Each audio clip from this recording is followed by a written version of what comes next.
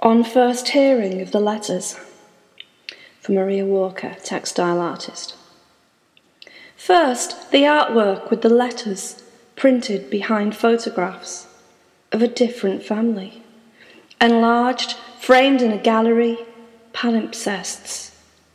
Words from the letters are embroidered on a corset, traced on shoes, painted on spoons. A bundle of letters, the artist explains, bought for the stamps, but too good to cut up.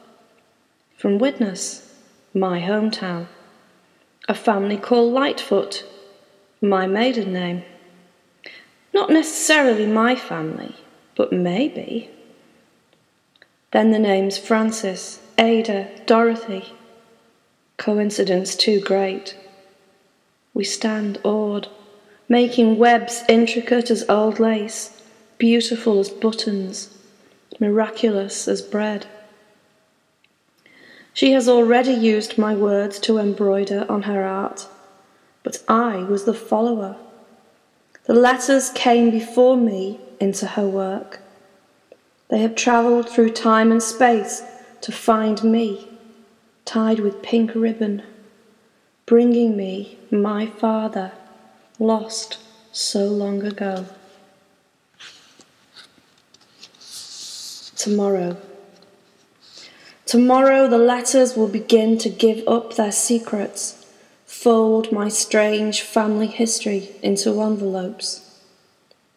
Tomorrow I will hold them in hands that shake and ache to touch, paper my father, grandfather, grandmother, and who knows else, wrote upon, and sealed with their saliva my DNA.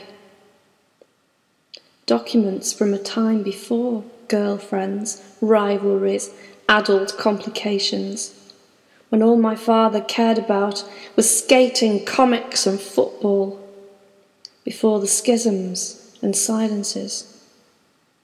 Tomorrow I will see the life he lived, hold it for myself, know his words. A letter from my father to his sister, written on the 18th of December 1923. Dear Francis, just a few lines to tell you, for there's not much doing. On Saturday morning I went to the brickfield to skate. I could go on one, but now I can go on two. Our pits are thick with ice. Jim Smith and I are pals. On Monday noon, Jim and I went to the pond to skate. Every dinner time I go to skate. Sunday morning, Vincent and I went to the pond. When we got there, Jim Fenny, our Willie, etc., etc. When I go to school at playtime, I go in goal for Farmwood team. We have won every game this week. Now I finish at S. Bridges at 5 o'clock on Thursday. Thursday night at 7:30 p.m, Father Vincent and I went to a lecture on animals by Mr. Reverend James Wolfe. I was interested all the night. Vincent and I started out 10:10 p.m, for Dad had not reached home. Halfway down the lane we met him. He told us to go to Grandma's till he came there. Grandma gave us a penny and a rosy apple, which we ate in the room. When I was coming home, I saw Mrs. Beardmore with his wife. We came home at the housing scheme. I have not got a tip of any kind yet. I hope you read Vincent's finish, and I am sure you was surprised at the piano. I have started to get 2 comics each week now that are called Golden Penny Comic and Jester, from your loving brother Peter. Kiss, kiss, kiss, kiss, kiss, kiss.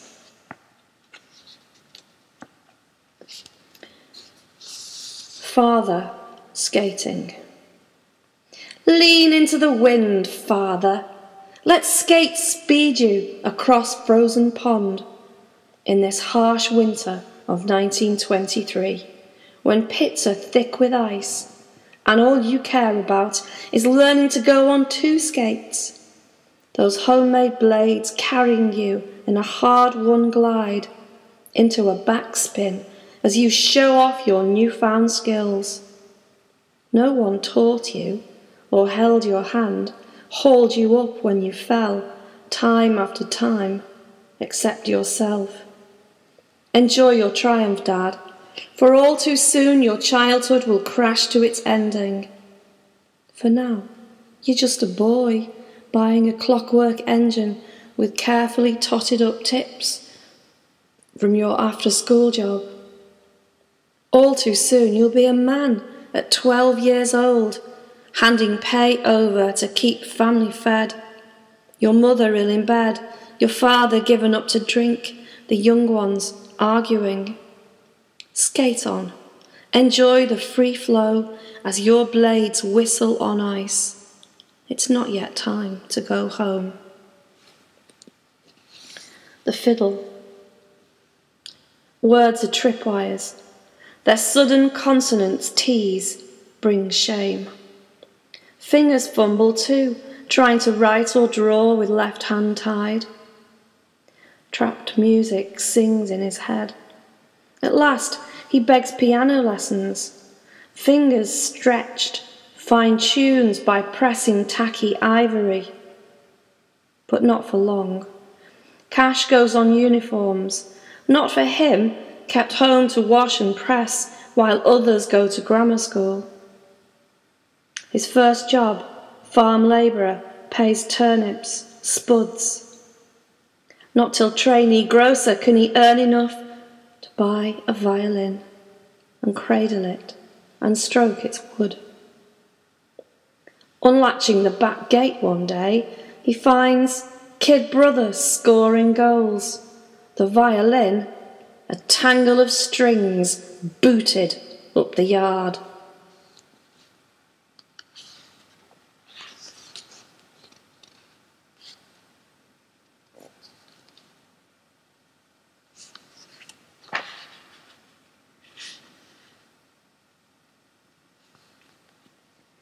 A letter from my grandmother to her daughter Frances, written in November 1923. Dear Frances, we were very pleased to have your letter on Thursday morning. We have been waiting and watching for the postman every day for ages. It does seem a long time since you wrote. I slept all night till 5 o'clock in the morning for the first time since you went away. You know how I do trouble over things. I have not had you out of my thoughts day or night, and you may know how I miss your presence at home. Doesn't a pussycat cry even if one kitty is lost? Is not a mammy lonely when the girlie is away? So don't forget, try and write once a week home to save worry. If we did not think it was for your own benefit, we would not punish ourselves by letting any of the family be from home. Even Willie has waited and waited for a message from you. He was most disappointed when there was no special letter for him as well as the others. Our Ada yelled and howled because she did not know how to write a letter to you. She did her best, so did Vincent and Peter. I don't know how you will manage them. I was going to write this afternoon, only I had the ironing to do. I could not leave it till after Friday. I washed on Tuesday, but the drying hinders one so many days. Can you manage the ironing yet? I don't suppose there will be much. We are being careful and not making any more washing than we can help, but I have washed each Tuesday so as not to get overfaced. I tried naphtha dry soap for Willie's overalls, so used it for the lot. I am not in a hurry to use it again, it made such holes in my fingers. Mona does not come in much now, nor anybody, only Jim Fenny calls for Willie. I have only been able to do a bit of shopping twice since you went away. 1 week Daddy did the work, and last week Willie did it. We are not doing too bad with the work, only the front has not been done. I can't see it being done either this weather. The wind is awful, blows the pictures off the wall if the door is opened half an inch. I'm glad you have had letters from your companions. They will tell you the news of Farmouth and school, which both you know I never know, only what the children bring in. Last week, when I called at Grandma's for a minute, Auntie Nellie and her mother brought the baby to see her. It is a lovely big fat girl, very much like Uncle Gil. Reminds me much of Auntie Hattie's Gwen. Our Dorothy is going worse naughty. I am thinking of putting her in trousers and jersey. She is more like a boy than a girl. We have hardly any dishes left, the way she keeps smashing them. It will soon be Christmas. I won't be sorry when it is over. Perhaps we will have a bit less rain. Jim Fenny is going to paper Harrison's parlour and kitchen, so he will be getting quite well off. I am just wondering what sort of a mess our Willie will be in when it is done. Dolly has only been twice since you were home. We don't give a fuss enough. The sooner she gets tired, the better, I say.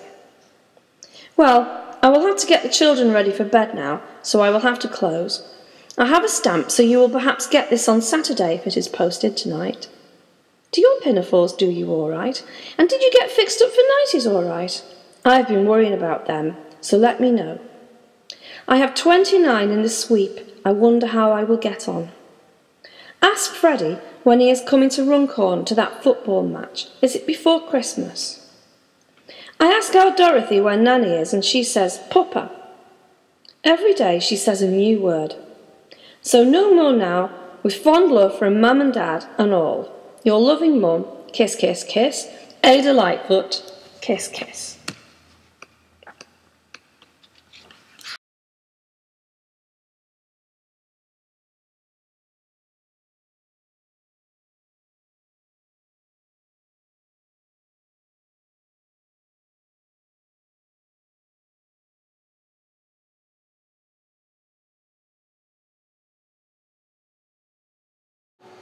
Heirlooms. For this family, no precious objects, collections to be loaned to museums or passed down as heirlooms. Scarce enough money sometimes to put food on the scrubbed table or buy corduroys for the boys to cover their bare bums from trousers worn too thin for decency. Yet, on the surprising tide, some treasure is brought to shore. What strange waves brought to me this package of well-thumbed letters?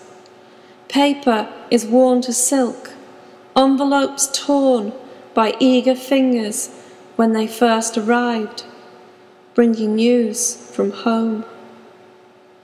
Some are written on paper torn from school books, or written on the backs of things no longer needed. No notepaper to speak of in the house.